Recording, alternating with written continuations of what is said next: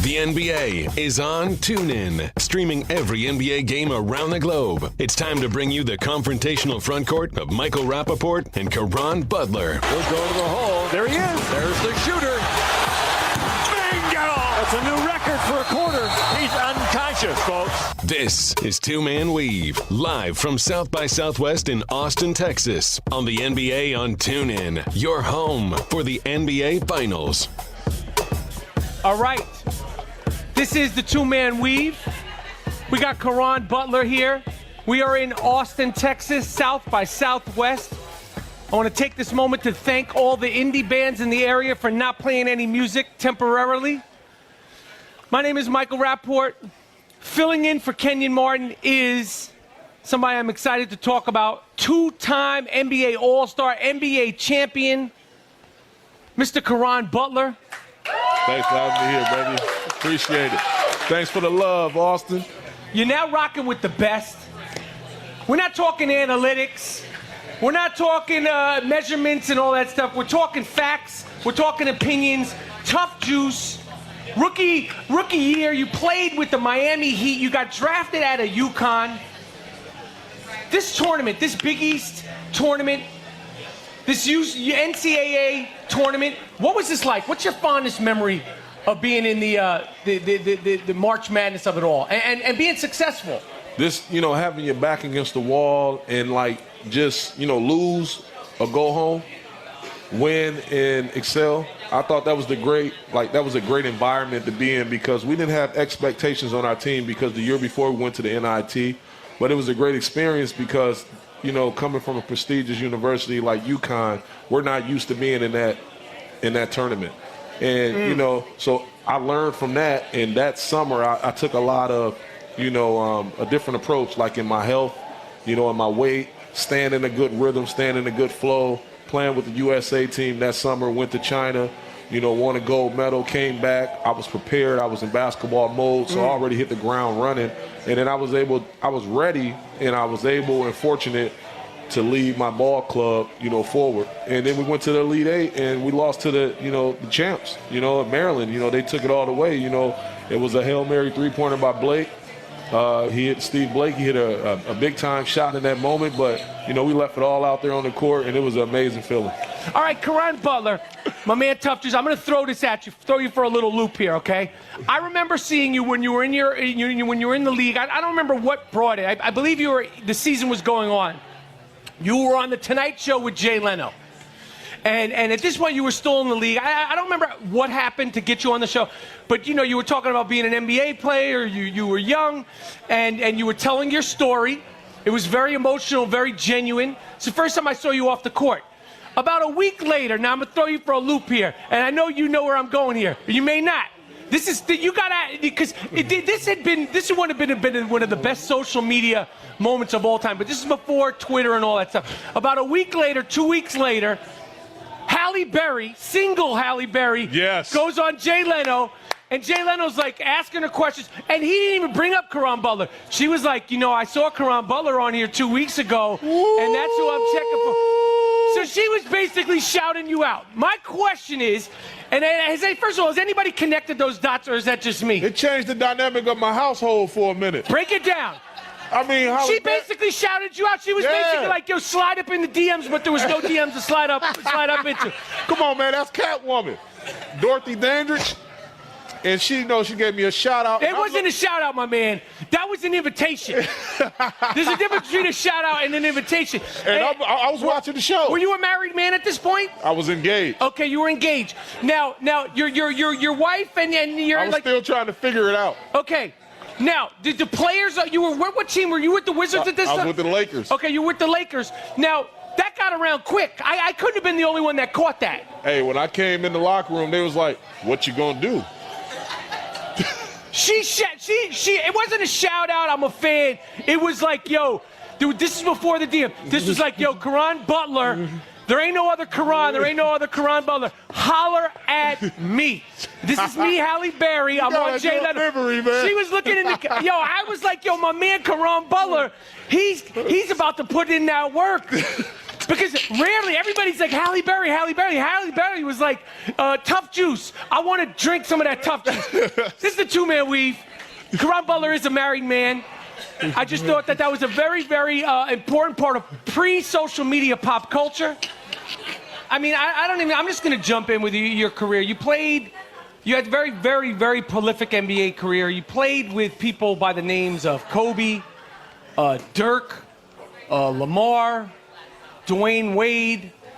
I'll just throw this at you. Jason Kidd. I mean, this is a fantastic, list of, there's so many questions. Forget the best. Maybe the best and the talented are the same thing. Who's the most talented basketball player? Or top three, just talent, basketball player you ever played with? I asked Chauncey Billups this one time, and he said just on talent, he said that it was J.R. Smith. You know, he didn't say it might not have been the best player, but he said when you just look at the talent level. So when you look at talent, and it could be Kobe. I mean, he was pretty special. Who's the most talented players that you could just off the top of your head? Some of the names that jump out immediately, Russell Westbrook, Kevin Durant, and obviously Kobe Bryant. But then I played with a young Blake Griffin. I played with a young DeAndre Jordan. I played with a healthy Gilbert Arenas. I played with, Antoine Jameson when he was scoring 22 points a game without holding the ball 3 seconds per catch, just flicking it in. You know what I mean? Like, I've played with some of the multi-Hall of Famers in this game of basketball, over the years. So those are some of the names that just jump out immediately at me. I mean, that Wizards team, it was you, Gilbert, Antoine, the original Big Three, Deshaun Stevenson, Nick Young, a young JaVale McGee. He never looked young. JaVale McGee at 20, he always looked like he was 40. I mean, those teams were competitive, and then the Gilbert Arenas of it all. How good was Gilbert before those injuries? I mean, Gilbert had to stretch for like 2 years where he probably was the best player in the game of basketball. And I think he was a guy that was before his time. Because if you look at, social media and everything like that, he was like one of the guys blogging and doing stuff like that before it was even popular. So you see Gilbert doing those type of things and then still going out there and putting on a demonstration. Like before we went to the Boston Garden, I'll never forget this. You had fans chanting about an article or something that he published right before we had played him, talking about the fans of Boston and something like that. And he goes out there and he scores 40-plus points or whatever the case may be, but just his popularity was unbelievable, Agent Zero. And I mean, for me, I always thought, like, his story was very well documented. He was very open about, how he came up, and he was very emotional. And then this crazy incident, which, it's like I don't want to go over it or even for you to try to get into psychology, but this whole thing was showing up with the guns in the locker room. I was like, to me, from what I knew as a fan about Gilbert Arenas, I was like, why? How did this? It went so wrong so fast, and there was really no coming back from it. I mean, even the guys that were involved in the melee in Detroit were able to come back, but Gilbert was never able to come back. It just seemed like that just set off so many bad things, in his career. Like, what was that like? How much of a backlash and how chaotic did it get in Washington during that time? I think he was so talented he could have come back and overcome anything. I just think that the injury to his knee, took precedent, and he wasn't able to, sustain or perform, at that level no more because of that injury, and it just hindered him. And he's one of the best talents I ever seen on the court, and it was just unfortunate that his career was shortened because of that injury. And going into another talent. Dwayne Wade, a young Dwayne Wade, and you played with a young Lamar Odom, who in my opinion was a freak. You talk about unicorns. You talk about 6'11", maybe 7 feet, 6'10", whatever he was. Lucky lefty. Left-handed, handled the ball, was unselfish with the ball, could shoot the ball. I feel like he was unselfish to a fault almost. Absolutely. I think if he had been more of an aggressive scorer, his impact on the game would have been, even more. I mean, how good was Lamar in his prime? He was unbelievable, man. He was 6'10", 6'11", somebody that can pull up, create his own shot. He had an unbelievable gift of, facilitating. And what I mean by facilitating is, passing the ball and making other people better. I think that was his real traditional gift. He was a guy that can rebound extremely well with, some of the biggest bigs in the game. But not only just rebound, create a rebound into a transitional play. He'd take it off the backboard, he'd push it up, you get guys to fill the lane. And, he just probe and bring it up and facilitates and find the open guy, and they make shots. I think in this era right now that we're in, Lamar would be like a GM's dream. You know what I mean? I think he was obviously before his time, but when the time that he played in, he was a special player. Yeah, I agree. I mean, he was special when I saw, footage of him in high school, and then he was at Rhode Island. And as soon as he came into the league, you were just like, to me, the fact that, he was never like the quickest dude, and to see somebody that tall handle the ball, he looked and he had the mentality of a Magic. Yeah. Because the way he handled it, and he just loved to pass. And I always just I feel like this guy could be a little bit more selfish, and score more. But he just is, such a great talent. And then Dwayne Wade down in Miami, your last year, and now you mentioned earlier that you're friends with him. It's one of my best friends right there. He actually just texted me and, What, was he looking for me? Yeah, he was looking for you. Now listen, Dwayne Wade, what does he want? He wants the $20? He's not getting the $20 So today. you owe him some money, man. All right. Now, how good was Dwayne Wade? What makes him so special? And, I mean, to me, like when he first came into the league, he had that it factor in terms of he was a winner. He was a winner, and you saw it right away. Like, he put his cojones on the line early, and you just saw it right away. Like, he went from Marquette to an NBA pro. The transition was smooth. He always was a big moment, big time player. He knew how to perform unbelievably well in the moment. And I'm going to tell you about Dwayne Wade. When he came, he was playing off the ball. We had a point guard, and we had a system who facilitated everything. But once we put the ball in Dwayne Wade's hand and put him at the point guard, he was bringing the ball up the court. That's when Flash was born, because he was a guy that was able to split defenses. You know what I mean? And that's when you first saw that. You saw a guy holding the ball, bringing the ball up the court at the guard position, a big guard position, splitting the defense, getting into the paint, and doing all the little things, maneuvering. And I think Dwayne Wade was like one of the first of his kind, and that's why he's one of the top 3 two guards of all time. Yeah, I agree. I mean, he just went down. He's out for the rest of the season. This season's been, touch and go with Chicago. I felt like they could have squeezed into the 7th or 8th seed. They're officially out now. Yeah, with that big 3 and the Rajon Rondo of it all, which I just don't understand. I feel like Rajon Rondo, as talented as he is, it's getting to a point where it's like you might have to call Steph Marbury up and see if we got a spot for you on the China team, because at a certain point the talent it doesn't match the pain in the butt. We'll be right back here at NBA on TuneIn. I'm Rapaport Stereo Podcast is sponsored by Casper Mattress. Casper, the award-winning, obsessively engineered mattress at a shockingly fair price. Casper is made in the United States. You can try a Casper mattress for 100 nights risk-free in your home. If you don't love it, they will pick it up and refund you everything. Listen to me. We're not selling mattresses just to sell mattresses. I sleep on a Casper mattress every single night. Great pricing and a great product. It's risk-free, okay? If you don't like it, they will pick it up and refund you everything. There's over 20,000 reviews online with an average of 4.8 stars. Casper is quickly becoming the internet's most popular mattress. I can say for myself, it's Michael Rapaport, the Gringo Mandingo's most popular, favorite, and only mattress. Go to www.casper.com/Rapaport. Use the promo code Rapaport. Save $50 towards any mattress purchase. They have sheets, they have pillows, and I said it once, I'll say it again.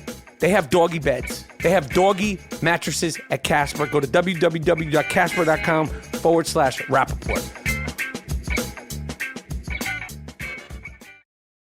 Play.it is your new podcast network for award-winning news programming and #1 sports brands to entertainment and business leaders. Welcome. We're going to make you laugh. We're going to make you think. Give you that news and information. Pop culture, reality TV. What's happening in business today? Relationships, dating. The biggest names in sports. Play.it is delivering storytelling at its best. Want to see something entertaining? Tune in. Hear what you've been missing at Play.it.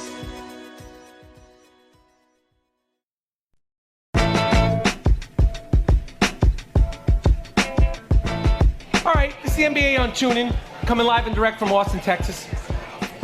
You've been very open, controversial, and diligent about this whole greatest of all time. This is a conversation that'll be had from the end of time. Now listen. Here we go. I've been very public about my frustrations with LeBron James off the court. Now I'm not going to sit here and say that he's the greatest ever. I know that people's memories are very short. You know, we're watching him right now. Michael Jordan, in my opinion, is the greatest ever. He never lost in a finals. He never was even pushed to a Game 7 finals. Preach. Who's the greatest player of all time? And forget who the greatest player of all time is, because we both agree it's Jordan. Michael Who's Jordan. the second greatest player of all time? Second greatest player of all time, Kareem. Okay. You look at Kareem's body of work from high school, college, NBA, all-time leading scorer. Yes, with no three-pointer. With no three-pointer. Signature shot. His body of work is just unprecedented. Where does your guy, Kobe Bryant, lay in this? I mean, it's so hard. The positions, the eras is different. Kobe Bryant, LeBron James, people are, like, I'll be the first to say that I love Kobe, but when you talk about going to the finals 6 times in a row, he's going to go again 7 times. He makes players better. You played against LeBron. You played with Kobe. Kobe did it with an iron fist, sort of in a Michael Jordan way. I feel like if there's the biggest weakness Kobe Bryant had, is that he didn't know how to get the best out of his players. I feel like he didn't have the iron fist technique down totally. Where does Kobe Bryant, LeBron James live in this greatest of all time? See, I think this is the thing. A lot of people jump over the legacy of Kobe Bryant. Why? That's a good question. Why? Because the now, because of, social media and because what you see now. A lot of people start tuning into basketball relatively late. Yes. And they start seeing the declining of Kobe Bryant and the injuries, and they heard about the body of work, or they saw some of the big-time shots and things like that, so they judge off of that. And then you see the rise in the prime of one LeBron James, who's a great player and, obviously in the top 10 all time. But, make no mistake, Kobe Bryant is a 5-time NBA champion. I repeat, a 5-time NBA champion. He's the top two guards to ever play the game. Number 1 being Michael Jordan. He surpassed Michael Jordan on the top 3 scoring list all time. So I would have to say that if you're doing a top 5 and you're not saying position and you're just saying body of work, you would say Michael Jordan, you would say Kareem. You're not doing position, nothing like that. You can put Kobe in the top 5 if you're just not saying I need a point guard, a 2 guard, a forward, a 4, a 5. If you're just saying this players, yes. Like if I'm going to the park and I'm just like, I just need somebody to put in work. I need a bucket. Like, who you gonna ask? Hey, if I need a bucket, like, look, Mike, give me a bucket. I'm gonna pass it back. Yeah. You're not gonna give it to me if you need a bucket. Like, if you need a bucket. You need a spit bucket or a bucket of water or a bucket to put your mop in, I'm your guy. Yeah, but like. If you need 2 points, I'm throwing the ball back. I might not even catch it. I might headbutt it back. You'll send a pig? Yeah, I don't want anything to do with it. Yeah, so I think like that, and I would have to say, I can't jump over the legacy of Kobe, so I would have to say Kobe, and then I had to say everybody else. Now, you played with Kobe, played against Kobe. What's your best Kobe story when you played against him? When I played against him, I would have to say, going to the Staples Center and winning a game. And obviously we was clowns. We was, celebrating a little bit too much. Feeling real good because Kobe is the best player of our generation. And whenever you beat him, it's big stage. You enjoy it. You celebrate. But, him coming back, to Washington and, jump tip ball, he get fouled on the play. He's like 48. He's counting down backwards. And I'm like, shit, what the hell 48 mean? Like, what is that about? Wait, he made his free throws. Yeah, 48, 47. He's counting backwards from 50. So basically he's letting us know that he's gonna drop a 50 ball on us tonight. That's the greatness of a Kobe Bryant. And how much did he drop on you? I think he had 48 or 50. But that just lets you know, like, he's different. You know what I mean? Like, he was counting backwards on you guys? From jump ball. And who was checking him the whole night? All of you? Everybody. Everybody. And guarding a hot Kobe Bryant. Everybody. And a Kobe Bryant in his prime. What is that like? I mean, you're all great. You're in the NBA. You're all fantastic. You're all freaks of basketball. You're all guys that could sit on a court and make 50 shots in a row naked in the gym. But Kobe Bryant is what compared to just every single person? He's different. He's just different.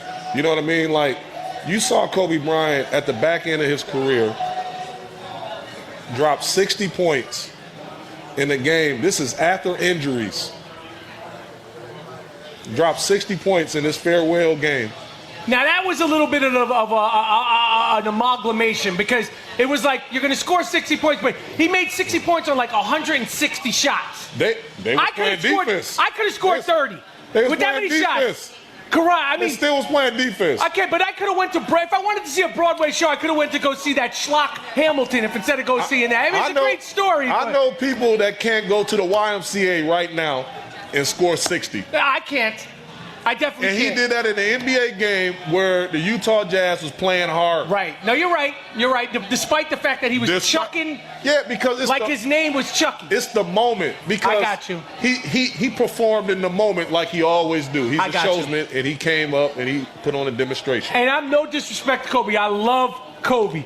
But I wasn't one of these people that was that impressed with that last game. But you are right. They are playing defense. And the Utah Jazz is not there to, get 60 handed to you. Listen, it's the NBA on TuneIn. Now I want to ask you, what is it like to guard LeBron James? A young LeBron James. The Wizards and the Cavaliers, they had some battles. You had your guy Deshaun Stevenson, one of the first dudes in the league to have a tattoo on his face. But you were switching up. You were dealing with LeBron. What is he like? What kind of problem is he? One of the toughest matchups ever because you can try to go about it many different ways, but when you try to make him a facilitator, you have to understand that that's his biggest asset. He's great at passing. He's not a great scorer, but he can score, and that's crazy to say because he's an all-time scorer right now. He's probably going to get to second all-time before he's finished playing. Wow. And he's doing that just because he's just a great player. You know what I mean? All-around player. We probably won't see anything like him again, all around. He's so big. He was a guy that was just a physical specimen like nothing I ever seen before. You know what I mean? Like his contact, he loved the physical contact. He really understood the game at a young age. Right. You know what I mean? Like we caught him where the personnel wasn't assembled around him probably as best as he probably would like. But at the same time, he made those guys, he made below average players, above average players. And that's what you can appreciate about his greatness. Wow. Yeah, I mean, you can't argue with that. And that's one of the things, as much as I love Kobe and as much as I really, truly can't stand, LeBron's off-the-court stuff. And I don't mean behavior. I mean the switching teams and all that foolishness. That's the thing that I get most frustrated with LeBron James. You could take him and put him on the Brooklyn Nets, give them a month of practice, and they're going to be contenders in this Eastern Conference right now. They definitely going to make the playoffs. Like right off the bat. Yeah, because he understands the psyche of guys, younger guys in particular. He understands how to win. He knows how to get the job done. Like I was talking to Mav, one of LeBron's, close friends, and he was just like, he's the Steve Jobs of the NBA. He's not Michael Jordan. Michael Jordan is something different. You know what I mean? But he's the Steve Jobs of the NBA. You know what I mean? Like, he gets it. He understands how to bring business to the game. He gets it on all aspects of the game. And, you know, he's going to be the first billionaire basketball player active in the history of the game. I mean, you can't argue with it, and he totally deserves it and what he's done for the game. And I know that, you know, I've talked to Kenyon and Steven Jackson about him on the two-man weave, and they both, you know, mentioned a lot of the stuff that he does for the players' union and him and Chris Paul, like fighting for players' rights. Absolutely. So I'm a lone wolf when it comes to talking crap about LeBron James, but obviously I respect the game. I've been doing a lot of talking. I've been doing my 60 minutes imitation here, Caron. You said you had some questions for me, Michael Rapaport. What do you want to know? My take on the NBA? What do you want from me? I respect your take, and I love your take. But I want to know, how did you get in the business of acting? Is that something that you always wanted to do? Like, I caught your movie Zebra back in the day. Yes, I was sir. a huge fan of yours. Yes. Still is. You know, so I wanted to know, like, how did you get into that business? You know what? I'll be honest with you. When I was 9 years old, 1979, I was always into sports. I played sports my whole life. But after or during the NCAA tournament with Magic and Bird, I decided at 9 years old I was going to be in the NBA. That tournament leading up to it, I decided I was going to be in the NBA. I was going to play. I gave up baseball and football. Okay? People were sad. And I dedicated my life to playing basketball. Like, I loved basketball. And growing up in New York at that time, in the streets of New York, playing in the streets of New York, it took me to a whole other world. Because, you know, where I'm from, there wasn't that much competition. I became the best player in my neighborhood quick, which says a lot about the neighborhood. Then I met my good friend G. Moody, last name rhymes with Duty, the 2015 podcast coach of the year. Show him some love. Show him some love. And we were kids, and we met playing ball down at the Madison Square Boys Club. And at that time, I met also Kenny Anderson, an 11-year-old Kenny Anderson, who was, you knew, no bull crap. You know, people evolve differently. But at 11 years old, I can tell you, Kenny Anderson, you knew he was going to be a professional basketball player. The way he handled the basketball at 11 years old was as if it was like a fish swimming. It was incredible to watch. But going back to me, you know, basketball was my life, and playing ball was my life. And you know, when I was about 16, 17, I started to realize, like, I'm not going to make the NBA. I'm not even going to get a college scholarship. But throughout my life, I'd always been a big trash talker. I always, you know, I was always comfortable with making people laugh. And I loved movies. I never wanted to be in them. I wanted to be like the characters. So when I started feeling like, you know, what am I going to do with my life? You know, and Eddie Murphy, this is in the 80s when Eddie Murphy was, talk about people forget, Eddie Murphy was the star. When the stars were Michael Jackson, you know, Madonna, Prince. Eddie Murphy, young Eddie Murphy on Saturday Night Live was that guy, and I, like, loved him. And then when I was 18, 19, I said, you know what, I'm going to try to do stand-up comedy, and I'm going to try to do it one time, and if I can make one person laugh, I'm going to do it again.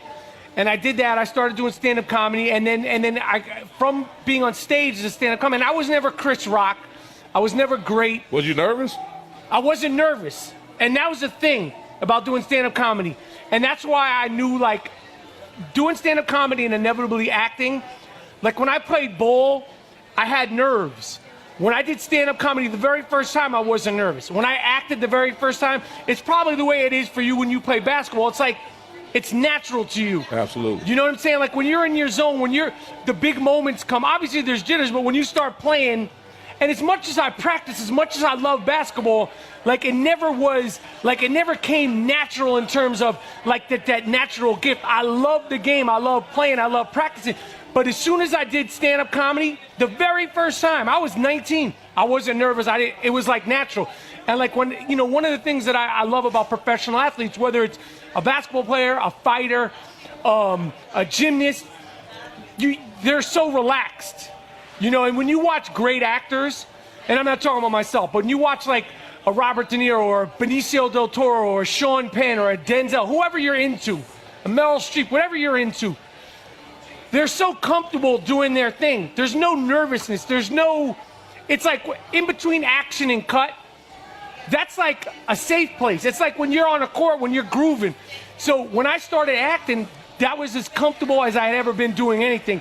And I had played basketball. The first time I acted, it was literally the most natural thing for me. And I've been playing sports and basketball my whole life.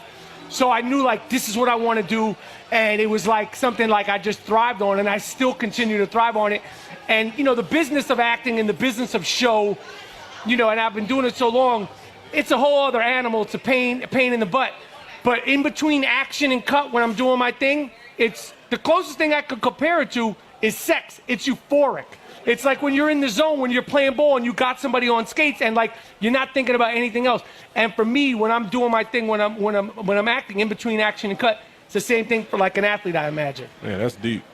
Yeah, so that's how I got into it. And you know, but my basketball kept me on the straight and narrow because, you know, at 9, 10, 11, 12, even into my teens, like I wasn't really even paying attention hardcore into girls till I was 16, because you play ball, you don't have time for a girlfriend. You play ball, you don't drink, you don't smoke. I'm gonna be in the NBA. So I had a plan, I had a focus, and although I didn't get there, the friends that I made, the relationships that I made, the tenacity and the intensity of playing basketball, I took that mentality to what I do as an actor in terms of the competitiveness. It's totally different, but the competitiveness of being an actor, especially a young actor with auditioning and all that, like to me it was like, yo, game's on the line, you have to go in there and do your thing. So like all that prepared me, and it's the way it worked out for me. But basketball was always my passion. I've been such a fan, and you know, fortunate enough to play in New York City when there was so much great talent that I played with, the Kenny Andersons, the Malik Sealeys, and watching Rod Strickland in high school. He was a problem. It was ridiculous. I mean, Rod Strickland, you know, I watched him play in this game called the Wheelchair Classic in high school. You know, it was magical, you know, and watching Hurley play all over the city, watching Lloyd Daniels play, and you know, being in the park and playing with, you know, he wasn't playing competitively, but playing with World Be Free, watching Pearl Washington play in the park. These are experiences that meant so much to me and shaped who I am today. And basketball specifically is something that, like, my passion and my love for it, that's why I get so critical and frustrated when I feel like the skinny genification of the league, because I'm afraid, you know, my father, he's older, he doesn't watch sports as much anymore, and I understand, like, in his head, it's like, it's different. But like when I watched that All-Star game, and I talked about this on your show on TuneIn, when I watched that All-Star game, it's the first time in my life I have thought to myself, yo, I might not be rocking with this forever. Yeah. Because I felt like, obviously it's an All-Star game, and we can't look into it too much, but you've been in All-Star games. You have to at least give the impression that you care. Forget the celebrities and the Kevin Harts and the Jay-Z's and Beyoncé's that get their tickets for free and they get whisked to the game and whisked out. And no disrespect to them. The people that spend their money to go see that game, we know it's a show, but it ain't a magic show. Like, yo, we came to see you play basketball, man. It's disrespectful to the people that spent $500, take their kids, they're in the cheap seats, and you guys are laying around on the floor, all of them. I thought it was disgusting. The only ones who really played it like an appropriate All-Star game were Giannis and Russell Westbrook. The other guys, like, I just thought it was an embarrassment to the league. And to sit there and do it for 4 quarters the whole way through, and again, you're not going to play hard, it's an All-Star game, but you're sitting there in front of the great Dr. J, the great Bill Russell, who shows up in public. For some reason, he's never shaven or manicured. That's a different story. But sit there in front of Willis Reed and these guys and do that for 48 minutes, it's a slap in the face to them. It's a slap in the face to the fans. You know what I mean? What did you think of this All-Star Weekend? The dunk contest was a joke. I thought it was unacceptable. And at the same unacceptable, time, right? I thought it was, you know, and I think it's going to get addressed because, you know, you look at the president, you know, Chris Paul, you know, he reached out, Adam Silver, there's going to be some changes, and, you know, it's warranted. So hopefully they move forward in the right direction, and they will because Chris Paul, you know, he's at the helm. Yeah, I mean, I just think that it was just, you take it too far. I know you guys have to take breaks. You know, you played 40-something games. You're going hard. It is a celebration. But at least the last 2 minutes of every quarter, play fake defense. There's a way to play fake defense. Usually the first half is usually, you know, give or take, and then the second half is usually competitive. And then the fourth quarter, the last 4 minutes. Super competitive. It's a joke, man. But this game was just no defense, no nothing, just out there. And the slam dunk contest, you know, it's like you're sitting there doing these, you know, you're coming out there, you're not sweating. You know, you're coming out there, there's no sheen on you. You're in front of Dominique Wilkins. You're in front of Dr. J. Like, you're better than Dr. J. You're better than Dominique Wilkins. Dominique Wilkins and Michael Jordan in that dunk contest, that was Ali Frazier. These guys were going. And this is one of the reasons why LeBron James, it's like you do all this craziness now in your 12th year. I don't know how he does it. I don't know how he does it in his 12th or 11th year. I don't know how LeBron James has made it this far in his career. He's the only player in NBA history, good, bad, 12th man, who's never had an injury. I would love to know what he's eating, drinking. I have no idea. I'm not saying anything, but I am saying I don't know how nobody else he's never broken a thumb. I literally saw him grow his arm back. Game 7, he tried to bang it on Golden State. I was like, yo, he broke his arm. By the time he shot his second free throw, he grew a new hand. I saw it. You got to watch it closer. Are you saying LeBron James a mutant? I'm not saying anything. I'm just saying I want to know. Everybody's talking about the diets. I talked to the great Brandon Marshall of the New York Giants. He's eating this. He's not eating that. You guys are with your diets and your tech and your analytics. What's this guy eating? I saw him grow a hand back. I'm not saying he's a mutant. I just want to know what he's eating, what he's drinking.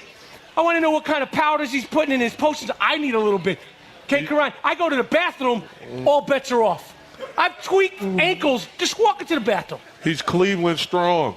Cleveland strong. What kind of water do they have in Cleveland strong? It's the two-man weave here. All right, where did you grow up, Caron? Racine, Wisconsin. Okay. Now, when I think of Wisconsin, I think of Happy Days. I think of Laverne Shirley. I think of Latrell Sprewell, and I think of you. Growing up from that area, Latrell Sprewell, I mean, I'm sure there's been other ball players. There's other athletes, a lot of football players. Nick Van Exel, gosh, yeah. Nick the Quick.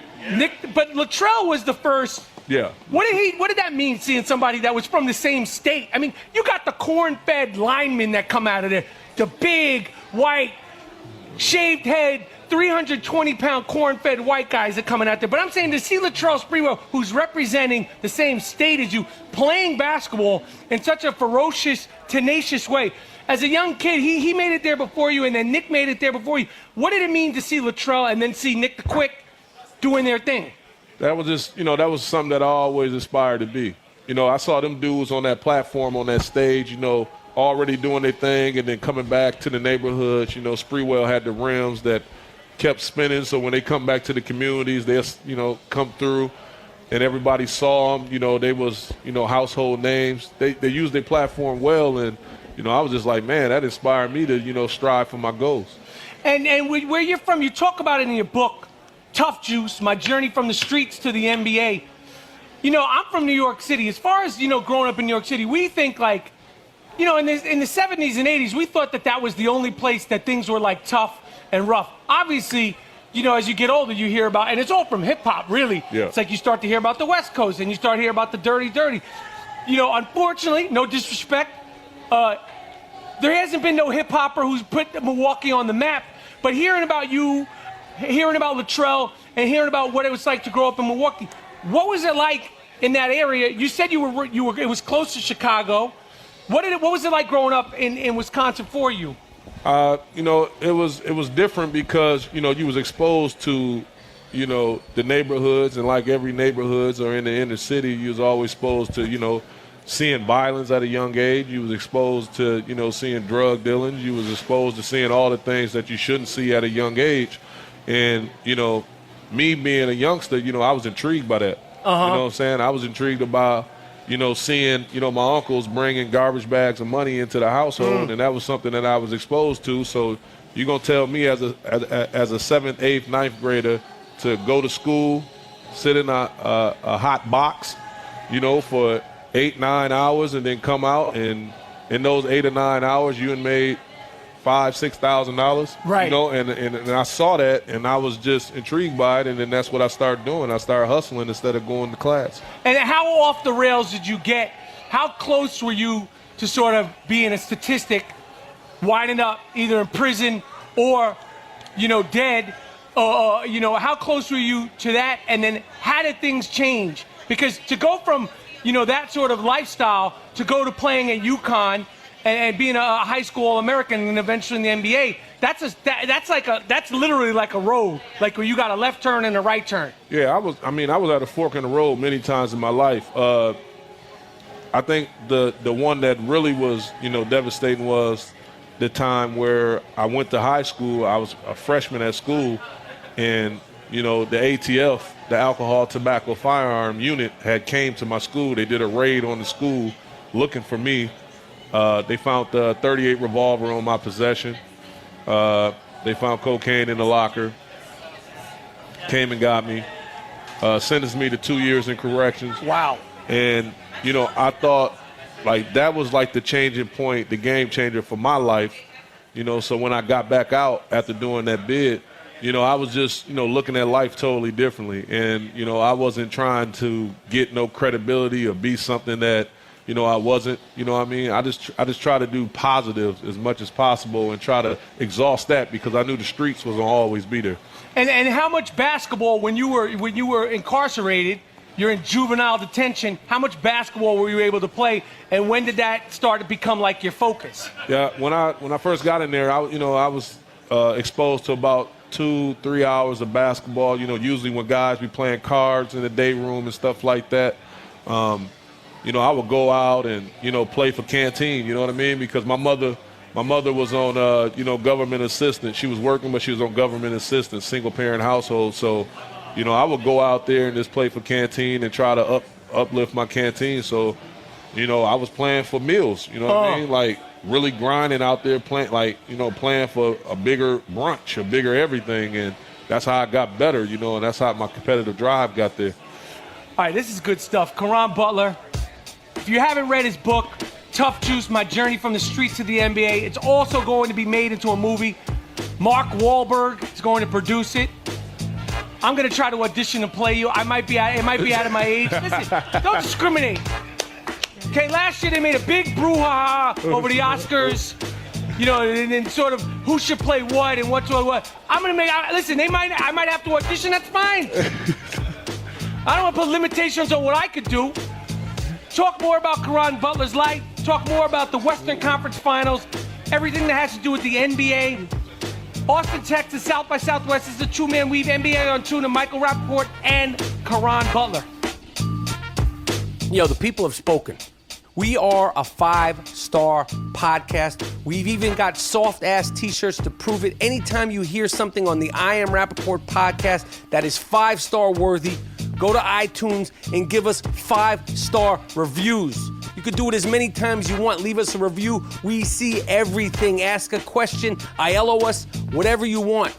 Hit up iTunes. Give us a review. The good, the bad, the indifferent, whatever you want. We want to take over iTunes. They still don't show us the love we deserve. All soft-ass I Am Rapaport Stereo Podcast T-shirts are available at districtlines.com/I Am Rapaport. We got the 5-star Stereo Podcast tee, the I Am Rapaport Stereo Podcast zip-up and pullover hoodies, the full Iverson T-shirt, the Stickman T-shirt collection, the I Don't Fact Check, the Hard Body Karate T-shirt for men and women. Go to districtlines.com/I Am Rapaport. Play.it is your new podcast network for best-in-class entertainment and storytelling, featuring lifestyle experts and personalities. Hey, it's Amber Rose. This is Michael Rapaport. I'm Stassi Schroeder. This is Drinks Champ Radio. Risque with Roxy and Ruby. Hey, it's Elliot Wilson from Rap Radar. Welcome to the Cosmo Happy Hour. Gamer Tag Radio. Play.it is delivering storytelling at its best. We're going to sit down with the culture's most important voices. Relationships, dating. We are going to go there. Hear what you've been missing at Play.it. Stay out of their lane. It's Two-Man Weave with Michael Rapaport and Caron Butler. Ilyasova, the Butler for three. And down it goes for Caron Butler, who's got 37 points. Live from South by Southwest in Austin, Texas. All right, we're back. Two-man weave. Caron Butler and myself, Michael Rapaport. We're doing it. The indie rock might be looming in the background, but don't let that distract you from the conversation at hand. It's the NBA on TuneIn. Talked about the East. Talked about the past. I'm going to get into the present of the West. So when you're guarding Steph Curry these last few years, you're playing in the NBA. What is your opinion of Steph Curry's career? I mean, he's not even done yet. He's only, what is he, 29? 29 as of yesterday. A lot of tread on the tires for a little guy. But I mean, Steph Curry's about 6'3", right? Yeah. With 185 pounds with a pair of skinny jeans and some wet Timberlands. Okay, I love Steph Curry. And also, speaking of Steph Curry, do you have his number in your phone? Yeah, I do. Okay, so could you text him and say, listen, this isn't coming from me, it's coming from Michael Rapaport. Mike Rapaport's a humongous fan. I have a picture of me and Steph Curry. Okay, I've been rocking with Steph since he was at Davidson because I seen his father play. I had the fortune of getting hip to him first, very early. But can you say, Steph, my man, and actually pass this around the whole Golden State Warriors team. What's up with the barber? You ain't got no barbers in Oakland? Somebody get some, like, the whole team needs a proper barber. First of all, Kevin Durant, I don't know what's going on with your dome piece. Okay, Klay Thompson is lined up real nice and proper, but Steph Curry, this is a guy, he's married, he's got a beautiful wife, beautiful family. His wedding pictures, he wasn't lined up real nice, real proper. He knows better than that. Even his pops, the great Wardell Curry, keeps a fresh cut. Where did he get? He was obviously raised fantastically, comes from a beautiful family. But what are you doing? Like, can you text him and say, yo, Steph, what's up with your dome piece? Once you start. That's not a receding thing. No, but That's once you start playing with it and you get the wrong barber, no. You know, because sometimes like they want to give you the Cali lining. What's that? They try to make it up. They like sometimes you go to a barber and they be like, look, I want your lining to be where I want it to be. Listen, Steph Curry has access to a lot of things, okay? His wife, I have her cookbook. I follow. This is no disrespect to anything about Steph Curry, except the fact that I feel like he's doing a disservice to him. I want you to text him right now, live on the air, and say, Michael Rapaport says, what's up with your barber, and why doesn't the team have a proper barber there? Have any of y'all ever got a haircut in California? This guy's got a nice haircut. Look at him. He's lined up. They got a nice face. He hasn't been in California in a while. Steph Curry would wish to have such a good haircut. Listen, when you go to a barber in California, they be like, yo, what up, my man? Yo, yeah, they make up your line, and they be like, yo, this will look better on you. You be like, yo, give me a low-cut Caesar with the sides. Thin out the side, they be like this. Yo, I'm gonna give you something a little better than that. But Clay's sharp. Clay is looking fantastic. I'm trying to tell you, listen. All right, fine. You listen, I'm just saying, maybe you don't want to do it on air. Maybe he'll catch feelings. You don't want to put him on spot. But at some point, Caron, you know, you're a contemporary of his guys. You need to tell him. Somebody needs to tell him. I've done it publicly, and he doesn't want to acknowledge. You need to tell him, yo, fix your dome, dude. Get a brush. Get yourself a wave cap, start from scratch, and fix your whole program. I don't want to throw him off his rhythm right now. He needs to be thrown off his rhythm right now. He just caught his flow a little bit on his birthday. All right. Let's try to ride it out for a minute. I'm trying to do a high-end basketball program, and you're talking about people's haircuts. No, you brought that up. No. We're going to listen to the tape. I'm sitting here trying to do stats and analytics, and next thing you know, you're talking about, oh, I'm going to tell Steph Curry his wig piece is messed up. I'm trying to talk hoops here, man. Man, listen, I'm trying to straddle the fence. I'm trying to be a good dude, you know, because I'm going to have to go in those locker rooms and get the interviews. I can't just be blazing nobody hairline and stuff like that. Bring me in there. I'm telling them the truth. I'm not trying to blaze them, roast them, or snap on them. I'm trying to save you from yourself, Steph Curry. That whole crew, their wig game is suspect. I told you it's the California barbers, though. They don't want to go there and get zeked. Nah, man. Listen, Caron, you were hurt 2011, the Dallas Mavericks. You got injured in the playoffs? Yeah. Okay. You got a ring for that championship season. Absolutely. Okay. Now, I ain't no Dallas Mavericks fan, but that dismantling of that Miami Heatles team, that LeBron James, Dwayne Wade, your guy, and Chris Bosh, they created that. And they were fantastic when it was cooking. How beautiful was it to see? These guys are chest bumping, they're singing and dancing. The handshake. They're handshaking, you're playing patty cake, you're playing hopscotch, you ain't won nothing. How beautiful was it for you guys? Jason Terry was offended personally. Dirk Nowitzki. Deshaun Stevenson redemption after the Washington days that we was there. And That's right, he was on that. Did they bring him in there solely so he could get in LeBron's, get in his chest piece like Absolutely. Jerome's niece on her way home from Jones Beach? That was cold how you put that too. between him and Deshaun Stevenson, they took that personal, obviously you can't stop LeBron. He's a great player, but just to slow him down. And then you had the addition of, Corey Brewer doing the little things, Peja Stojakovic, and you had J.J. Barea, who was a game changer because he was unbelievable. Yeah, he was, little Puerto Rico, he was getting into the paint, doing all the little things, a little man but playing a big role, a giant role. You tip your hat off to him. Tyson Chandler, sacrificing himself in the middle, being that presence, defending, deflections, giving us that energy and that effort that we so desperately needed. And then Dirk, top 25 players all time, Hall of Famer, 30+ thousand points, just doing all the little things, fade away, one leg, perfect. You know what I mean? Was that just fantastic? I mean, it must have been a part of you frustrating, but inevitably you were there, you were part of the team. No, I felt special because, I was part of the fabric of that team. And, just going up to that point, I already knew, second lead scorer on the team at the time. I went down. And, this is the thing about, basketball. Injuries happen, and you have to be able to, continue to stay in the fabric of the game and of your team in order for them to be successful. And, I believe in things happen for a reason, and I needed to be on that sideline cheering my guys on because, the way I reacted was important. And I showed that, I wasn't going to break. You know what I mean? I needed them to continue to move forward and do what they needed to do, and that's exactly what happened. What kind of an owner? He's so scrutinized. I've always liked him when I've met him personally. I think he's been great for the NBA. What kind of an owner was Mark Cuban, and what was that like, playing under him? Because he seems like he's so emotionally invested in the team. Sometimes people think to a fault, but what is being on the Dallas Mavericks under Mark Cuban really like? People got to understand, 9 times out of 10, when an owner purchases a team or buys the team, they're so wealthy, the team is a hobby. Mm-hmm. You know what I mean?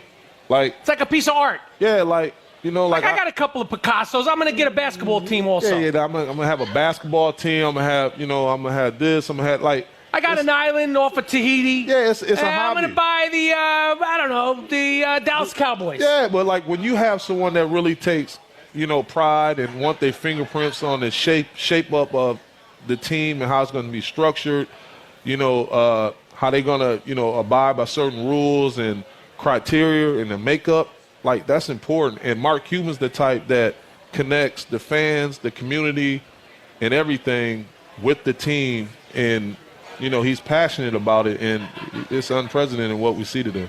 I'm going to just rattle off a few questions. You played in a few locker rooms for a few organizations. Best locker room that you ever played for, where he was like, yo, this is dope. What was the best facilities that you ever played for? It matters because when you came into the league, not every team locker room was high-tech. The old Madison Square Garden, and I'm not talking about the old one, before it was revamped, I was in the locker room. Okay, listen, I like the history of it all, but I don't want to be in the same stall that Patrick Ewing was throwing his jockstraps on. I want this place sterilized, looking fantastic. Now they got it nice in there. It's nice. Dallas Mavericks, known for having the nice towels. Okay? Yeah. Clippers. He had the Xbox. He had everything. So what was the best facilities? I had a few, man. I played in some great organizations, some great cities. I had. You don't have to say which is the worst. You could just say what's the best. Just locker room, sort of like the best craft service. We're getting good meals. This is dope. I feel like a pro. OKC. OKC. I got to ask you, and I'm sure you probably get asked this a lot. You played with Russell Westbrook. He's continuing to get triple doubles. He's got more triple doubles. He's got half of his games, he has triple doubles this year. Okay, he's going to average a triple double. No doubt. How hard is it to get a triple double? And just, you played with a younger version of Russell Westbrook. How much better has he gotten? Just give me your whole Russell Westbrook spiel. So how hard is it to get a triple double? I've played 15 years in the NBA.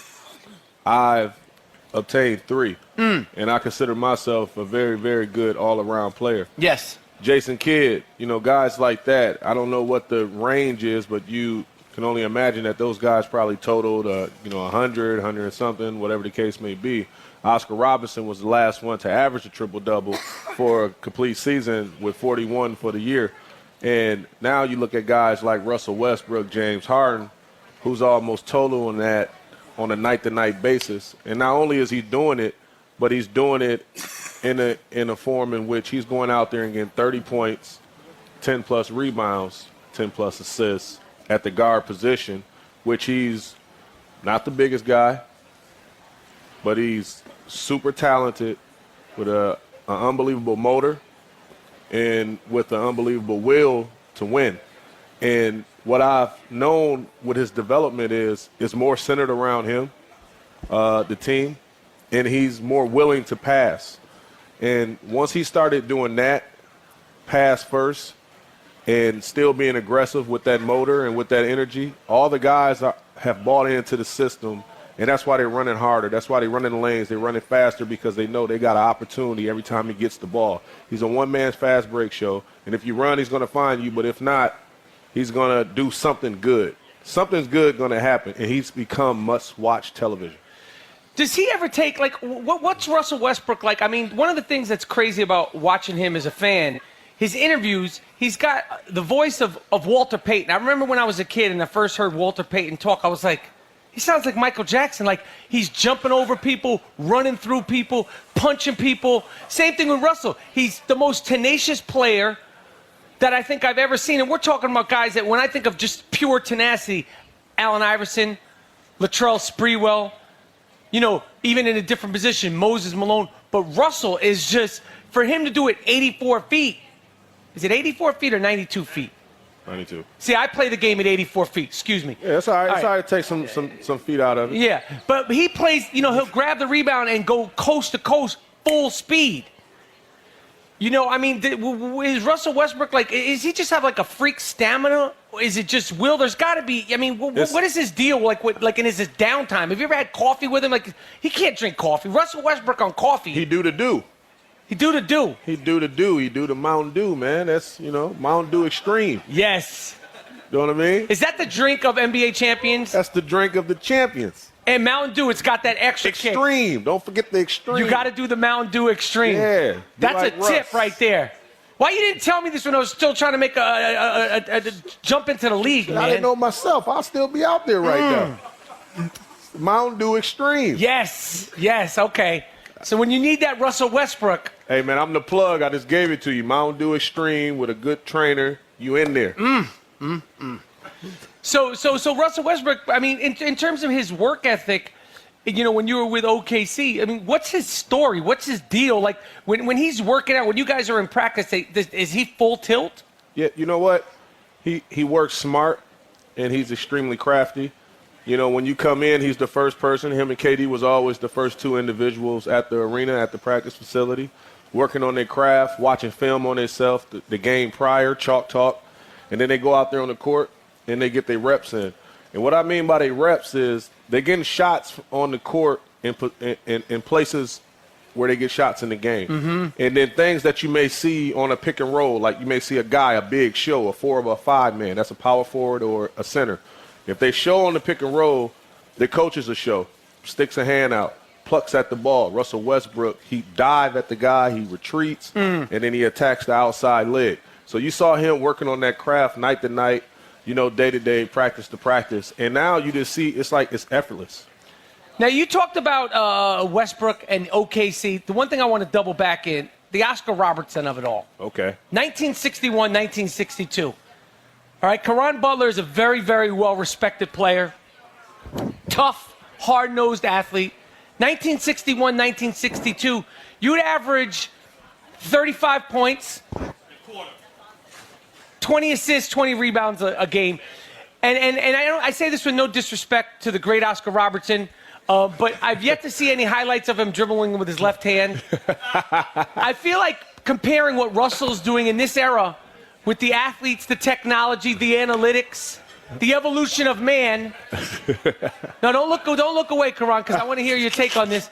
In my opinion, the not-so-great Brian Scalabrine, they'd be referring to his triple-double if he played then. Okay? Steven Adams would average a triple-double. Okay? What do you think about these comparisons to athletes 40 years ago? It's no disrespect to Oscar Robertson. It's no disrespect to Bill Russell. who, in my opinion, I think that story is a great story. He did so much for the game, endured so much. But there's a reason why no one's ever going to break that record, okay? He was playing against my Uncle Saul. He was about 6'4", 216 pounds, okay? What is your take on the old guys versus the... It's so hard to compare generation. They were playing in Chuck Taylors, flying in Coach. Some guys in the NBA, noted all-stars, they couldn't even make a living playing professional basketball. They had jobs in the offseason. I'm very passionate about this because I don't like to take shots at the Havliceks, the Dave Cowens, even my Knicks guys. You know, but what is your take on this whole thing? Like Oscar Robertson is the benchmark, yet there's no footage of him, no disrespect, making a layup with his left hand. I mean, he is, because he's still the benchmark, because he's the standard, because he's the only guy ever to do it. And in our lifetime, in my lifetime, I've never seen it done. You know what I mean? I've never seen a guy go out at the YMCA and average a triple-double in the YMCA league. Right. You know what I mean? Boys and Girls Club league, any league. You know what I mean? I think it'd be hard for me to go out there and play with a bunch of scrubs and do that. It's not realistic because it's so much. One of the games you may have 8 assists or 7 assists. So it's a hard task to do. So when somebody accomplishes something like that, you tip your hat off to them. Okay. And then when you talk about some of the older guys and the legends, and you look at their astronomical stats, and 100 points like in a game. Again, may or may not happen. Where's the film? Where's the Zapruder film? All I know is Wilt Chamberlain scored 100. Will had a picture like this, like, hey, I got 100. Like that. You know what? I could take a picture, say I got 100 points too, and I don't have to have a problem. I don't have to prove it. It's one of the great myths of all time, whether or not the great Wilt Chamberlain. Fantastic stick man, by the way. His work is documented. I mean, I guess I understand it, because in football you can say, you know, Jim Brown played at a different time and all that stuff. This is the two-man weave. We're getting into all of it and then some. The playoff picture is shaping up right now. The Cavs, Celtics, Wizards, Raptors, Hawks, Bucks, and the Pistons and the Heat. Now, you played for two of my favorite coaching personalities, the great Stan Van Gundy. And he's a disciple of who? Pat Riley. Amen. And his brother Jeff Van Gundy. Absolutely. What did you like about Stan Van Gundy, who's currently duking it out with Spoelstra and the Heat? Who's his disciple? Who, Spoelstra?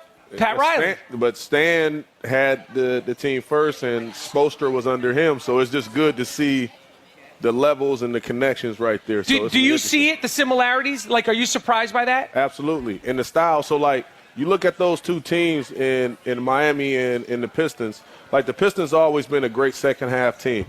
And then, you know, you look at Tibbs in Minnesota.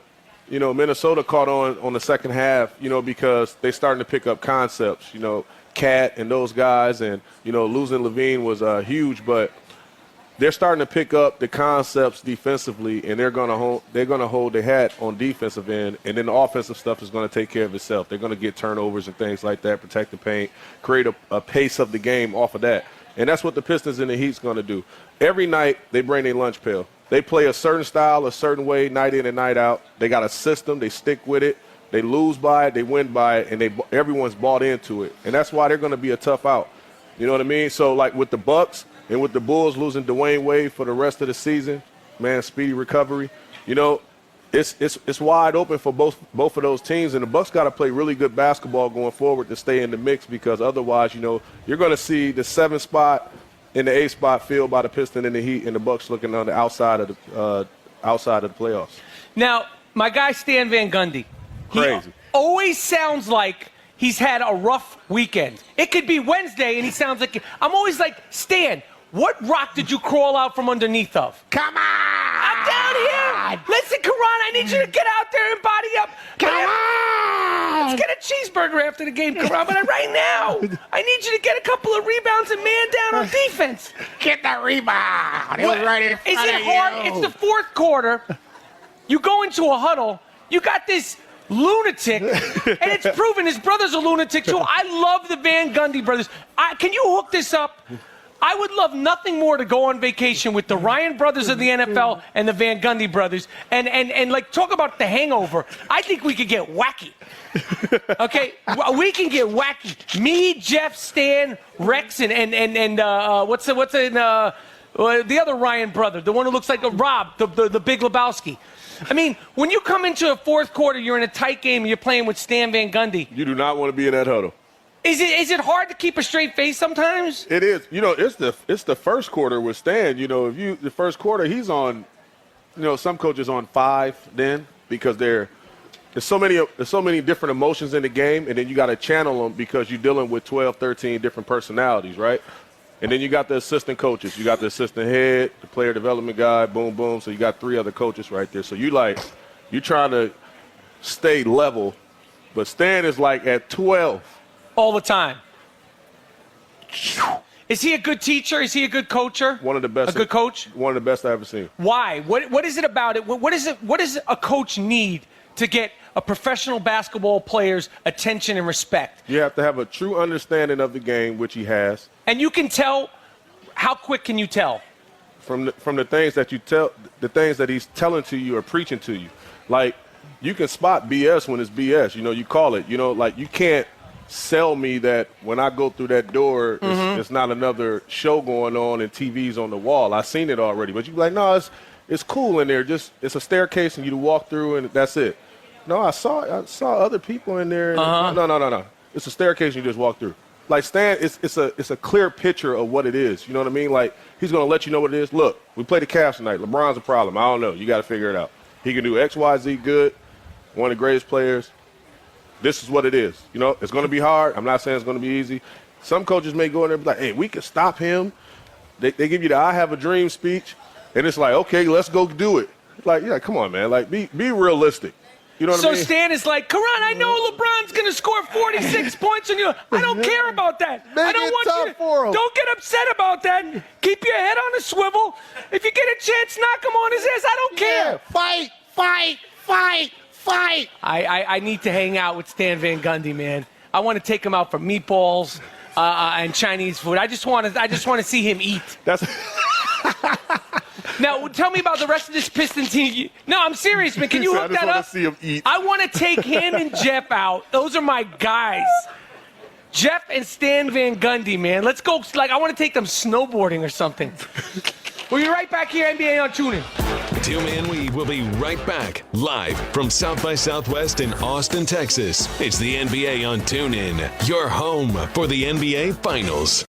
Play.it is your new podcast network for award-winning news programming and #1 sports brands to entertainment and business leaders. Welcome. We're gonna make you laugh. We're gonna make you think. Give you that news and information. Pop culture, reality TV. What's happening in business today? Relationships, dating. The biggest names in sports. Play.it is delivering storytelling at its best. Want to see something entertaining? Tune in. Hear what you've been missing at Play.it.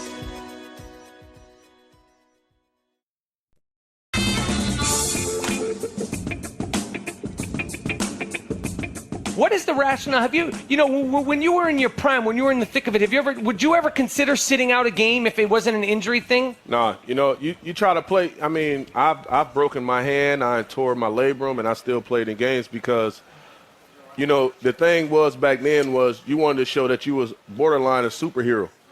You know what I mean? That's what you wanted to feel like out there. Like you wanted to show guys that you was different. You know what I mean? From the pack.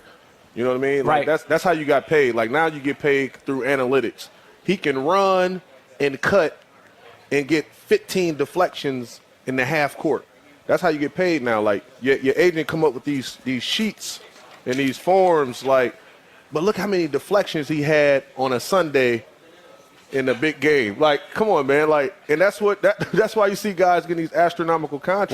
Wow. And you know, back then we was just like, we wanted to play. You wanted to be out there. You know, you want to show that you was durable, that if I get hurt, like the fans can rely on seeing me out there on the court, giving my best effort. You look at guys like Allen Iverson and guys like that, you know, he twists his ankle, he back on the court. You know what I mean? That's why he's one of the best little big mans of the game in the history of the game, because no matter what, Allen Iverson was out there. You can question his character and decisions that he made off the court, but as a basketball player, he was there. He was reliable. You can depend on him.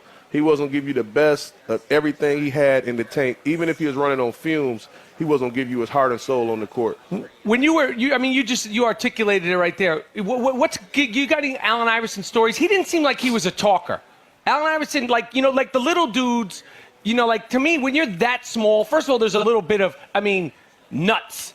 To even think, when you're 6 feet tall, 6'1", 165 pounds, you're like, yo, I'm going to be that dude in the NBA. Like, talk about get him as a TED Talk. Talk about different thinkers. We got like Muggsy Bogues, 5'3". Isaiah Thomas, this version of Isaiah Thomas. These are little guys. But Allen Iverson, what do you remember about playing against him, going against him? Like, is there anything specific that you could tell us about AI?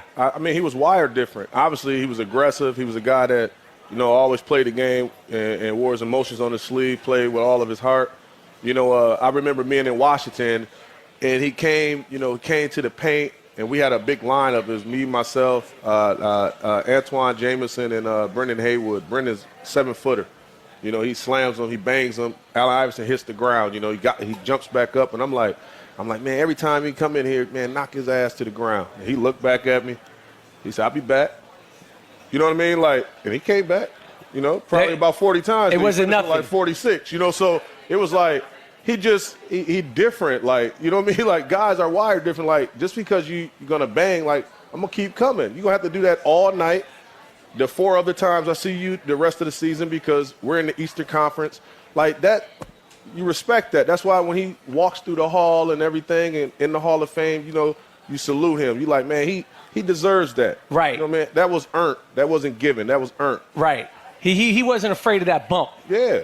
Are you liking doing analysis, breaking the games down, Caron? Man, I love it. It keeps me close to the game, and I have a different point of view, obviously playing it, and I always looked at the game differently. So, it's good just to add your perspective and give your perspective. Yep. And the players always respect it because I've always been a guy that was always honest and real, and they respect that. Well, I'm going to throw some names at you, get some perspective, some insight. The two-man weave is usually me and Kenyon Martin. We have the great Caron Butler filling in for him. But Kenyon's not here right now. What was Kenyon Martin like as a player? Man, Kenyon was a beast. Why? For numerous reasons, because, he had an edge. Obviously, he had a motor. He was a great shot blocker. Great shot blocker. A guy that, was very vocal on the defensive end. A guy that you can put in any system. And he can perform well. He was one of the best athletes of our time. Wow.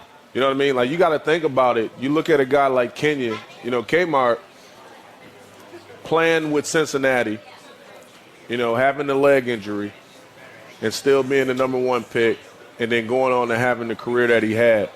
Just until this day, I saw Kenyon in Woodland Hills like last weekend. Still looks the same. His body. Right. And can take off and dunk, and I can't wait to see the big 3 because he's going to be playing in it, and I can't wait to see him out there being physical and banging on them boys. Him, Stack, all those boys, so it's going to be fun to watch. Yeah, speaking of the big 3, like, how are these – these guys are not playing around. First of all, are you going to be involved with the big 3? Are you going to play? No, I'm not going to be involved, but I'm definitely going to watch and support. I'm definitely going to watch. I don't expect – when you got guys like Kenyon Martin, Stackhouse, Allen Iverson, like, I don't expect this to be like some sort of charity match. I expect like Kenyon Martin only plays one way. Steven Jackson only plays one way. No, they're going to play hard. Cats going to go out there and, put on a demonstration. Like the fans are going to come. They're going to show up. They're going to support. They want to see, some of their favorite ex-players, perform on that stage and see if they still got it, Like, it's a lot to say, I'm 40 years old and I still can go out there and do some of the things that I once did when I was in my early 20s or in the prime of my career. Right. Like, and to go out there and do that and be capable of doing it, it's your fan base and your followers, the people that support you and love you, that got a lot of equity in you as a fan, you want to go out there and perform well in front of them. All right, the next name I'm going to throw at you just surpassed the 30,000 point mark. Very well known down here in the big state of Texas. There's a division with San Antonio, Houston Rockets. Best European player all time, top 25, Hall of Famer, 2011 NBA champion, my teammate, Dirk What made him so great? Give me the details. Don't give me the broad stroke. Let's get real basketball nerd stuff here. Okay, Caron, give it to me. Give me the details. Give me the breakdown. Other than what we know about the kickback. You know what? I could do a kickback. Okay? I could do a kickback. I'm not saying Can you make it? I'm not saying I can make it. But give me something. Give me something. What made this guy so great consistently? How fun was it to watch him? You were injured during that 2011 season. How fun was it to watch him crack the Miami Heatles real nice, real proper? Man, let me tell you. So a 7-footer with a jumper. He was the first of his kind. I think he changed the game. I think he's the reason why you see a lot of stretch fours. Like everybody, like I need a stretch four. I need a shooting four, or I'm going to play small. I need to play smaller because I need a guy at that 4 position that can guard the 4 position, but, you know, still be versatile in it. I think Dirk changed that whole dynamic at that position. You know what I mean? Like, because you can't sit a 5-man at Dirk because a 5-man are used to being physical and playing on the body. You know, but now you got to run. You got to run from the paint all the way out there and guard the German assassin. And not only that, his basketball. I'm going to talk about his work ethic first. Okay. You know, every city that we went to, he always reserved, whether it was a high school gym, a college gym, him, Stacey, Dion, they always had a spot where he'd go and he'd get his shots up. Jason Terry, same way. And wait, you're on the road and they would find out, the team would find every the gym. city. So he needs to, like, he would get in the gym. He'd go get his shots. No cameras, no nothing. No, and you know what? He was never about, like, you know how some people need. Oh, they go, I did my so-and-so amount of shots. I gained 60 pounds for this. Put that out That's there your in the job. world. Put it out there in the world. Like, you know, some people need to let everyone know that. Same thing with acting. I lost 40 pounds for this role, and I only ate carrot juice. That's your job. You see the construction worker down the street. He said, I was in the sun for 14 hours. He's not talking about, Doug, he pat me on the back. That's your job. And he took so much pride in it. And he took so much pride in it. And that's why I respect it. I respect him so much. He's a superstar that never cared about, you know, being an extra or being glorified in that way. It was just he did what he had to do. I think Mark Cuban saw that a long time ago. He's a genius. He gets it, man. He gets it. He understands the game of basketball on a whole nother level, man. And that's why he's with the greats. Coach Rick Carlisle, obviously Dallas is going through a transition period now. This is a winner, keeps a clean cut. What is Coach Carlisle like? You know, you talked about my man Stan Van. I love Coach Carlisle because he has so many different ways and methods of attacking the game. And he's one of the guys that, just like a player, right? Like if I go in the game, I can realize the adjustments immediately. But from a visual standpoint, like if I'm a fan and I'm watching the game on TV, like I may be guarding the guy and I'm like, oh, okay, shit. He's rolling. I can't give that or take away this. You know, like I can't do that. The chalk talk was all wrong. I got to make this adjustment. Rick Carlisle sees it already as well. He's that tuned in. And as a fan, you may not check it out or catch it until the TV highlight it. The TV highlight the situation and show the play where LeBron scores 4 times in a row going right. All right, we need to get on his right. You know, we need to send him left. We need to make him go downhill. We need to send the tag guy that's on at the box to come over and jam him. So he got to give up the ball. We need to send another guy from the top of the key. So the only guy is the weak side shooter. You know what I mean? Like he's able to make those adjustments like that. Okay. Another name I want to throw at you. You played with him in Sacramento. The big trade of the year has done nothing for anybody. It just seems like we were in New Orleans. I was talking to my man Langston Galloway. The Pelicans were 2.5 games out at the All-Star break, and now they're done for the year. DeMarcus Cousins, they call him Boogie. I thought going to the Pelicans, he would lose the nickname that I personally gave him, Big Baby Cousins. When you see a guy with that much talent, and to me, when you're whining and complaining and you're 7 foot, 300 pounds, to me it's unacceptable. If you're the biggest, most talented guy on your team, okay, maybe your rookie or your second year, but to continue to act like and truly believe that the world and the NBA is out to get you, and always complaining, always frowning, he don't like that bump. He might say he wants that bump. He don't want that bump because every time he gets that action, he's whining and complaining. I look at it two ways, right? Like when you search for nannies or babysitters or, where you want to leave your kids at, do you do a thorough check or do you leave your kids with just anybody? You know what I mean? And that's how I look at some of these prime organizations in the NBA. Like, you have to understand that these kids come out of nowhere from, sometimes disenfranchised communities, never had real role models or guidance. And now, you incorporate millions of dollars in exposure and all these other things. And you put them in systems, in situations. And you need to shape them and mold them on how you want them to be and teach them how to be great. Teach them how to be professional. Teach them how to dress. Teach them what they need to be doing as professionals. And I don't think Sacramento took that approach. I don't like if DeMarcus went to San Antonio, you think that would happen with Pop? Right. Because the pedigree and the culture is different. You know what I mean? If you're in the community, I think because of the Admiral and Tim Duncan and all those guys, like, they police that organization. They would be like, hey, DeMarcus, stop acting like on the court. Right. You know what I mean? Like, the people, they have equity and pride in that. I got you.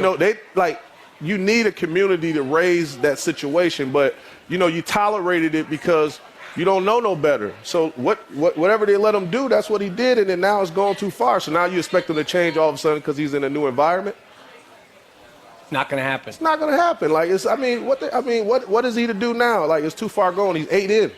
I mean, the amount of stories that you have, the amount of players that you have, amount of history that you have playing in the NBA, and that's just your life as a basketball player.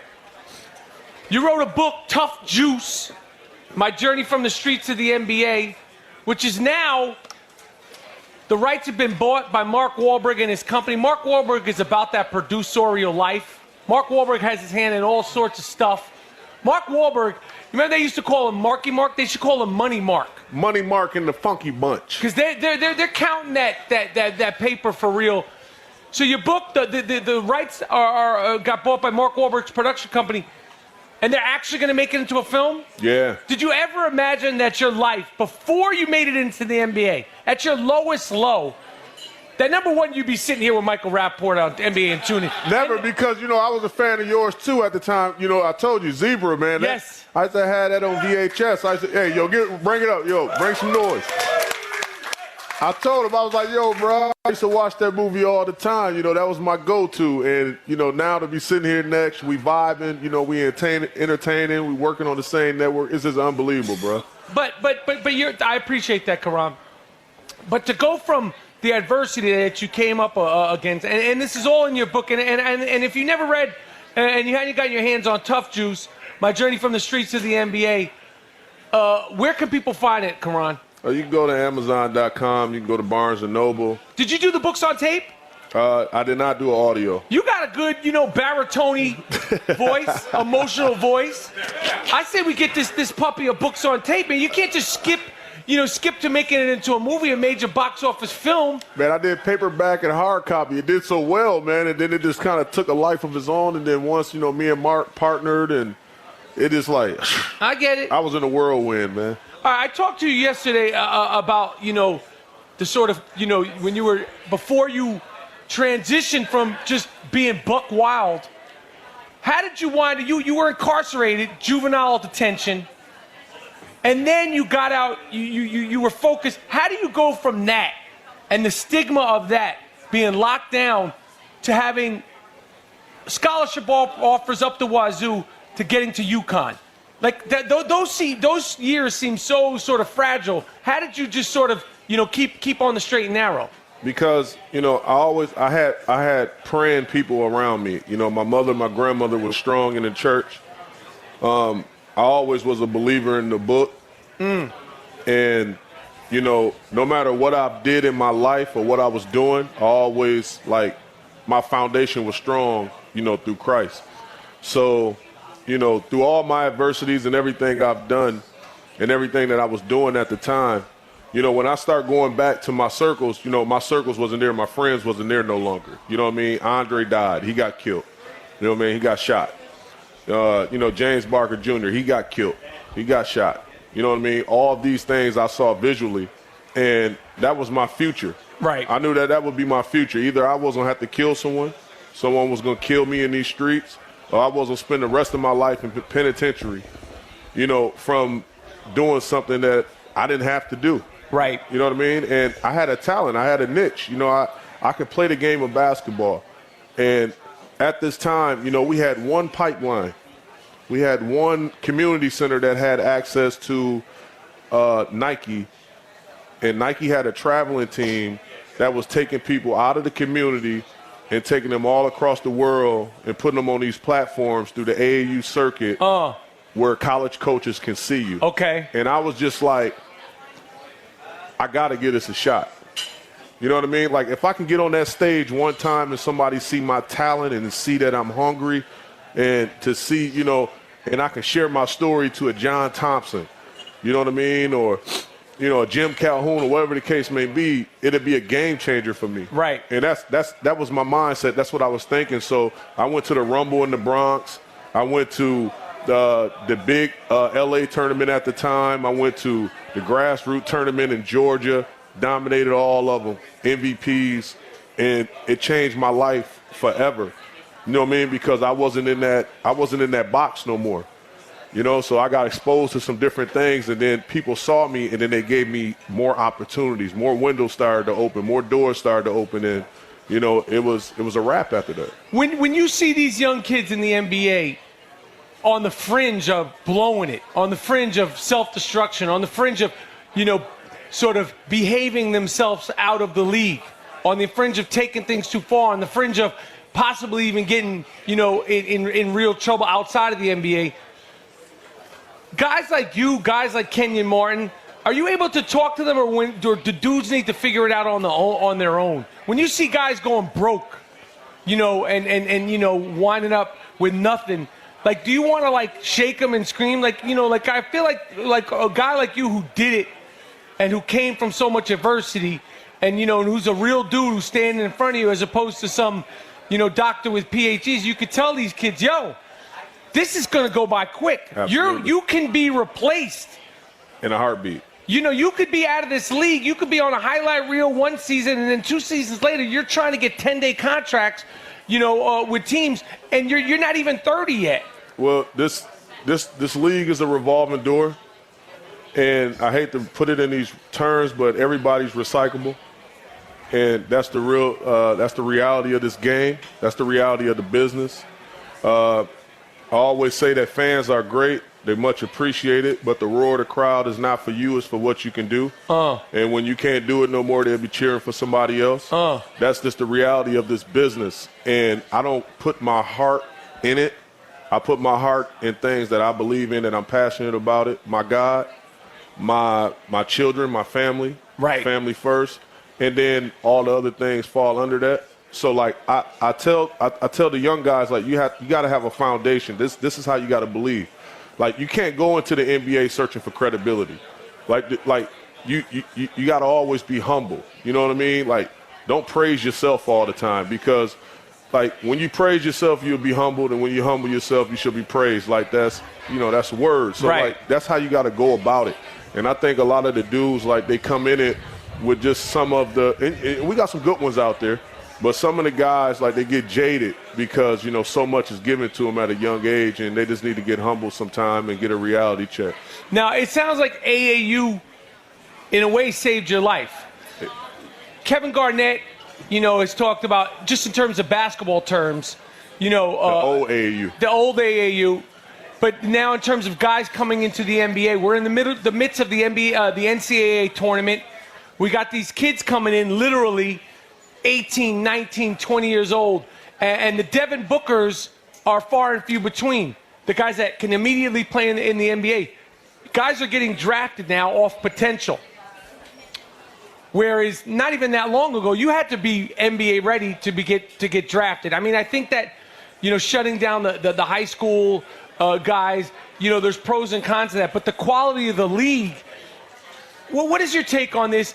What is your take on these guys coming out one-and-done kids that you get drafted, but you're a 3-year project? Some guys are deserving, and then I totally agree with Kevin Garnett because the old AAU is what I come from. Right. And that was the cream of the crop. So, like, if you was in these circuits, if you was playing on these platforms or under a certain team, like it was 3 teams out of Chicago, maybe 2. It was 1 team out of Wisconsin. It was 1 team out of whatever. It was 3 teams out of New York that was just like, if you came from, a church. Riverside Church, Gauchos. Yeah. It was the 3 teams. Right. It wasn't, now they got 20 teams. Right. So like you see teams now where a coach is a dad. He got his kid and he put his kid with a program and he didn't like the way because he feel his kid is the next Steph Curry. Mm-hmm. You know what I mean? Because he can dribble 2 balls through the cones. Yeah, so I can do that. No, my kid is the next Steph Curry, so I'm going to, because I make a good living, I'm going to coach my kid and I'm going to start a team and all the kids on this block going to play on my team and we're going to have an AAU program. So now you got 100 people thinking like that.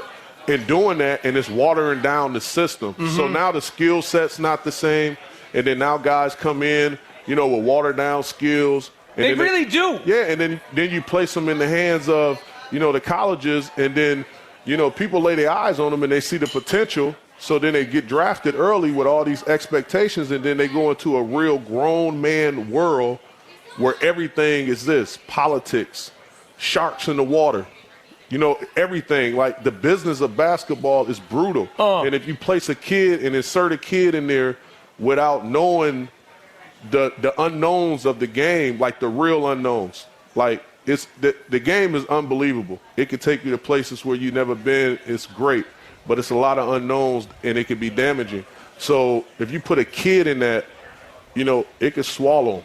So I'm a freshman. I'm going to be a top 5 recruit. I see you, Caron. I'm like, yo, what up, OG? Listen, I know I'm going to get drafted by one of these bum-ass teams. They're going to pick me. Like, what should I be thinking about, OG? What should I be paying attention to? I see you. I'm like that. What do you say to me? What's the first thing that comes to your mind if a young player says, Caron, man, I'm about to go into the league. What do you got for me? Give me your best tip. I always, tell a cat, look, man, first of all, what are you trying to do besides the game of basketball? You got to go in there with that mindset because as we touched on, a basketball season is 140 days. A great NBA career is 1,400 days. 1,400 days is a really, really good NBA career. You know what I mean? Mm-hmm. So I tap into that. I'll be like, look, man, I'm like, yo, give me something, B. Like, tell me something, B. Work on your skill set. Okay. Work on your craft, obviously. Okay. Have an end game, like doing the next thing. Like, do you want to, like, what else do you want to do? Do you want to go on the radio? Do you want to go on the television? Make connections. Your image is everything. Things to stay away from. You know what I mean? Always be consistently trying to get better. You know what I'm saying? Okay. Stay goal-oriented. You know what I mean? And, hit yourself to people that done it before. Like you need a mentor that been in this game that understands the ins and outs. Like don't go out there and learn from trial and error. Like some things you're going to have to from a playing standpoint. Yes. But like this in a real world standpoint, man, get with somebody that understand it, that learn, like that's a vet in this, and get under them. That's good stuff, Caron. We talked about these young guys. Off air, we were talking about this UCLA game. You follow the college game. Who's the most impressive guy coming out of the draft this year? Who's going to be a guy that could go into the NBA next year? Markelle Fultz. Okay, why? Just because, like, you look at games, like I always look at college guys. Like I don't know what the ball kid to do, on the next level yet. I hear more about his father than I hear anything. Right. So, like, I don't know if he'll come and make the splash that he needs to make. I don't know what anyone to be. Like, you look at a guy like Kawhi Leonard, we never knew he'd be a superstar. Mm-hmm. You know what I mean? Two-way player, and then now he's the NBA Finals MVP, and he's a superstar in the game. So I look at folks, and I see him like he possesses things that you can't teach. He's extremely crafty with the ball. He got a little bit of Kyrie in him. Right. And you see a little bit of James Harden. He got a knack for scoring, lefty. I mean, he does all those things. You know, so, like, I just think, like, it's going to be an easy transition for him to the pro game. Malik Monk, this is a kid who I think is a talent, but just his physicality, his size, I don't think Malik Monk needs to go into the NBA. Not that John Calipari isn't saying go into the NBA, because I feel like John Calipari is truly running a one-and-done system. Derek Smith Jr., NC State, he's a tough player, gritty player. What do you think of these two guys? And I mean, and will any of these coaches even try to convince kids to stay longer than they planned? Probably not, because it's hard to, you know, with the pay scale and things like that, and where guys are going to be projected, particularly Malik Monk and Derek Smith. You can't tell a kid that's going to make, you know, $5 million a year for the next 3 years, right? And with the, you know, potential with the new CBA, right? You know, after 2 years, you're talking about getting max dollars. You're talking about being $80 to $100 million guy. I mean, you can't tell a guy to, you know, stay in school. Like, they're going to look at you like for what? Right. Like, you know, why? Right. Like, you got to tell me, like, what's the incentive besides getting that paperwork that'll last me a lifetime? You know, so. If I say, well, stay in there, I want to help work on your footwork so when you get in the league, you'll be ready. Can I do that in the NBA? Well, I'm just saying, in the NBA, you're not going to have me here. I care about your footwork and your drop step. You're not NBA ready. I got 2 years to develop, and I'm getting $10 million guaranteed. All right. Okay, if you wind up in Portugal playing basketball, don't come back crying to me. Listen, we're coming to the end here. It's a two-man weave. Caron Butler, this has been fantastic. Always, brother. I'd love to see you again on the two-man weave. Who's going to win the finals? We got 30 seconds. You give me a name. You said Cleveland. Cleveland Cavaliers are going to win the finals. Listen, we are going to be rocking with you NBA on TuneIn. The two-man weave. Caron has his show 5 days a week. It's been a pleasure being down here in Austin, Texas. Thanks for having us at the Easy Tiger. The chocolate chip cookies are fantastic. And try the veal. Try the pork chops. Caron, thanks for going. Safe flight. Enjoy the weekend. NBA on TuneIn. We're out. Appreciate y'all. You've been listening to Two-Man Weave with Michael Rapaport and Caron Butler, live from South by Southwest in Austin, Texas, right here on TuneIn. You're listening to the NBA on TuneIn, your everything audio app.